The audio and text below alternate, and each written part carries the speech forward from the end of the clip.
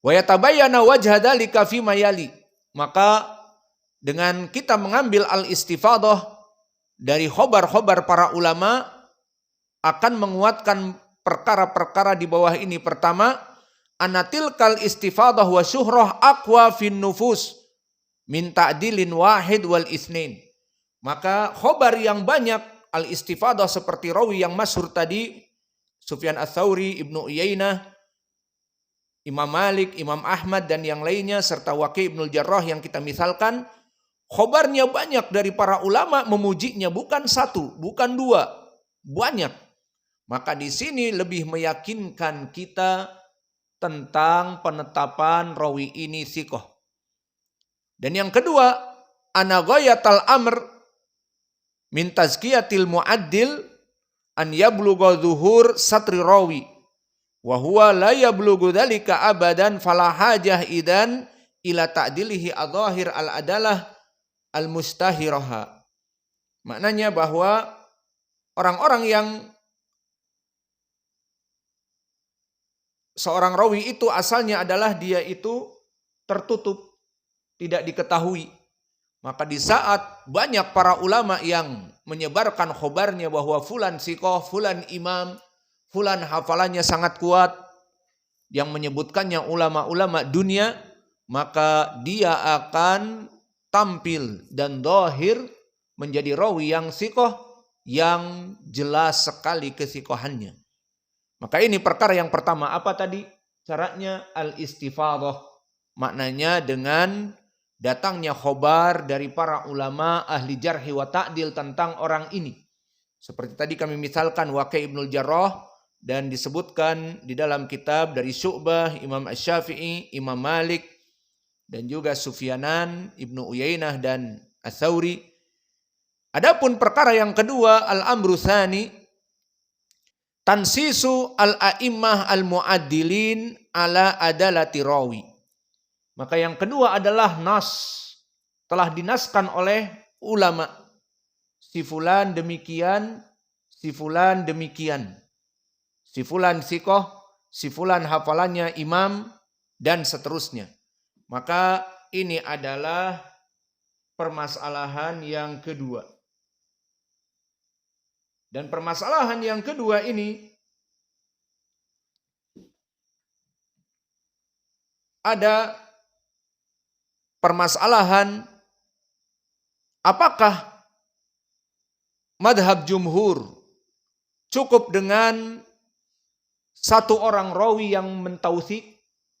Misalnya rawi ini semua ulama diam, kecuali satu alim mengatakan fulan siqah, fulan hafalannya kuat, satu orang saja. Maka apakah cukup? Madhab yang rajih dari madhab jumhur berkata di sini wa yakfi ta'dil imam wahid, ta'dilul imamil wahid alal qaul ar-rajih. Maka cukup dengan seorang rawi yang mentautsik, maka dicukupkan khobar dari rawi yang satu. Kiasan ala qabulil khobar ar-rawi as-siqah inda tafarrudihi.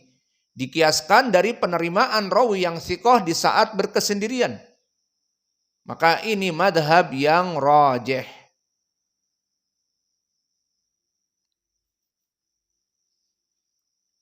Maka kita berikan contoh dari madhab yang rajih ini. Kalau tadi kita berikan contoh rawi yang al-istifadah seperti Waqi' Ibnul Jarrah, maka kita berikan contoh rawi yang ditautsik oleh para ulama yang hanya tautsiknya itu satu orang, seperti permasalahan kita. Minas al-alim ulama ahli jarhi wa ta'dil namun satu orang. Maka kita berikan contoh, dan ini banyak. Namun untuk memperingkas waktu kita berikan contoh satu saja. Contohnya rawi, ataupun kita berikan contoh dari rawi yang ditautsik oleh banyak ulama tapi tidak mencapai al-istifadah seperti para a'immah. Ini contoh yang kedua.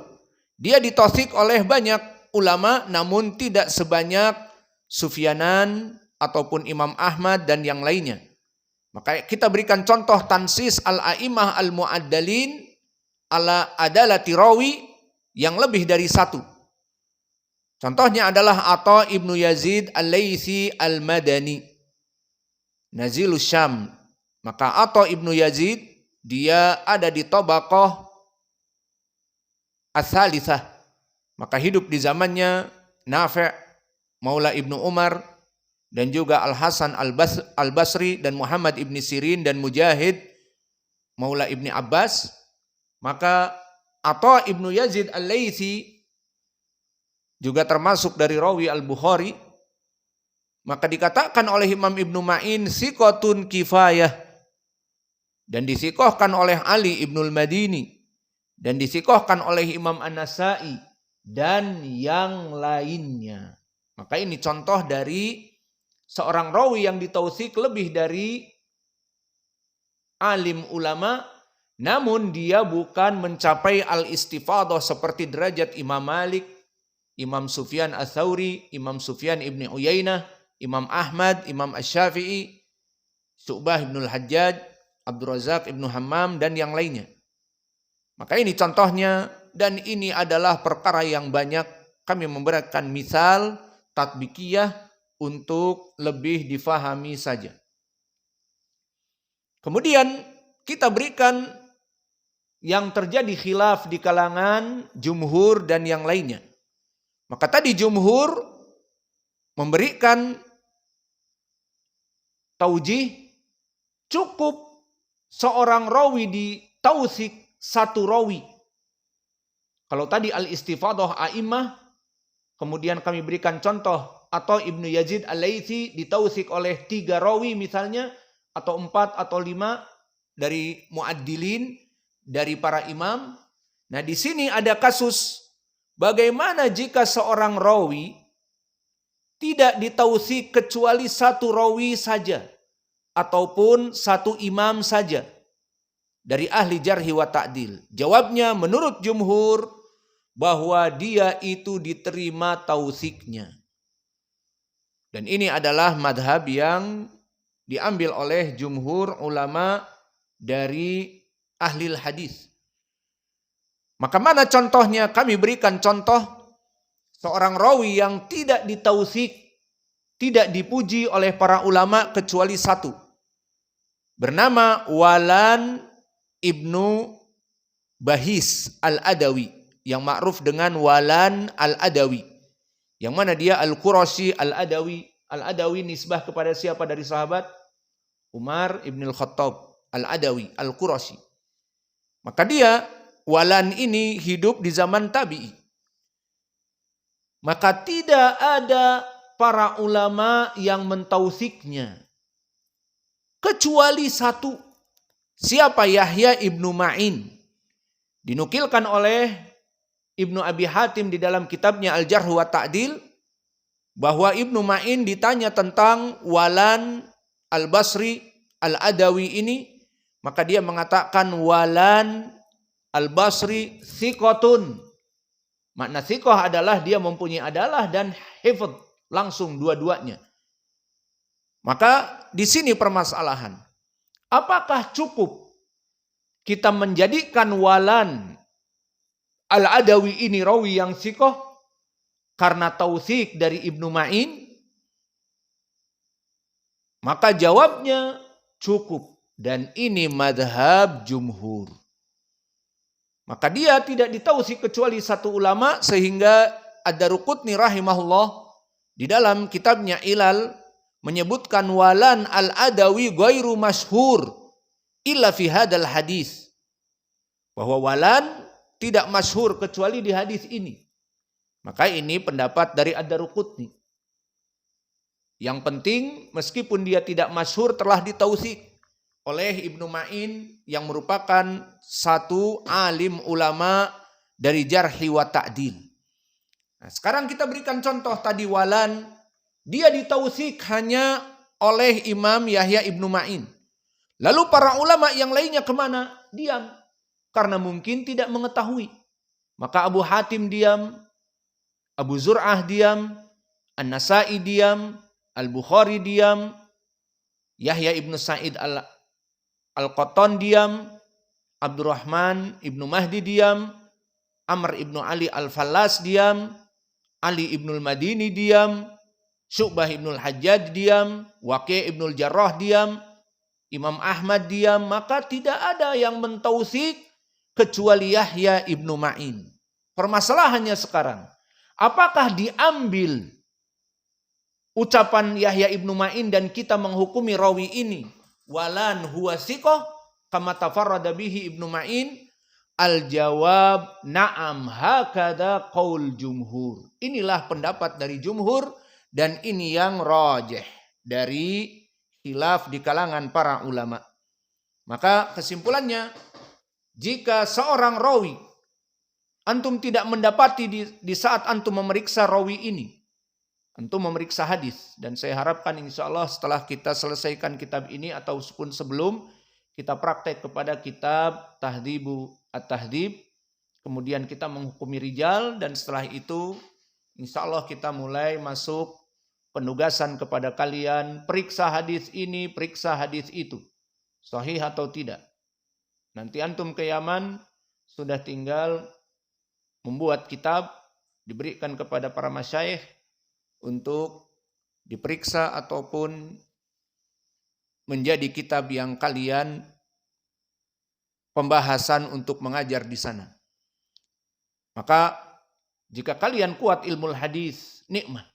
Kalian mengajar akidah, akidahnya kuat karena hadis-hadisnya sahih. Kalian mengajar fikih, maka ilmu fikih kalian akan kuat karena sumber-sumbernya dari ilmu hadis yang sahih. Dan kalian mengajari ilmu tafsir seperti kita di tafsir surat Al-Lail dengan qiraah asyarah dan yang lainnya, juga di saat masuk kepada athar salaf kita memilih athar-athar yang sahih. Maka kenikmatan yang besar di saat Allah memberikan kepada seseorang ilmu hadis. Dan cara mengetahui ilmu hadis ya belajar ilmu jarhi wa ta'dil seperti yang kita pelajari. Sekarang permasalahannya walan di sini. Al-Adawi ditautsik oleh Yahya ibnu Ma'in. Apakah cukup kita mentautsik rawi ini sehingga mensahihkan hadis? Sekarang jawabnya na'am. Dan ini pendapat jumhur. Dan kita mempunyai para alim ulama muhaddisin di zaman now. Seperti Syekh Al-Albani rahimahullah. Dan juga Syekh kami Muqbil Al-Wadi'i. Dua muhaddisan di era now ini. Kita lihat kepada kitabnya. Apakah mereka juga sama seperti madhab jumhur? Maka kita akan memeriksa rawi ini walan Al-Adawi. Apa yang dihukumi oleh dua imam muhaddis di era now kita. Syekh Al-Albani rahimahullah, kita masuk kepada tatbik, kita masuk kepada application. Kita tidak hanya mempelajari kitab-kitab jarh wa ta'dil ataupun kitab hadis tanpa tatbik, kita mempraktekannya sekarang. Maka lihat, walan Al-Adawi yang hanya ditautsik oleh Ibnu Ma'in, tafarrada bihi Ibnu Ma'in fi tautsikihi, hal naqbaluh? Al-jawab na'am wa hada madhab jumhur. Ungdur ila al-a'imah al-muhaddithin fi zamanina, seperti Syekh Al-Albani dan Syekh Muqbil Al-Wadi'i. Maka Al-Albani telah menghukumi hadis di kitabnya Zilalul Jannah, takhrij hadis dari kitab As-Sunnah yang ditulis oleh Ibnu Abi Asim.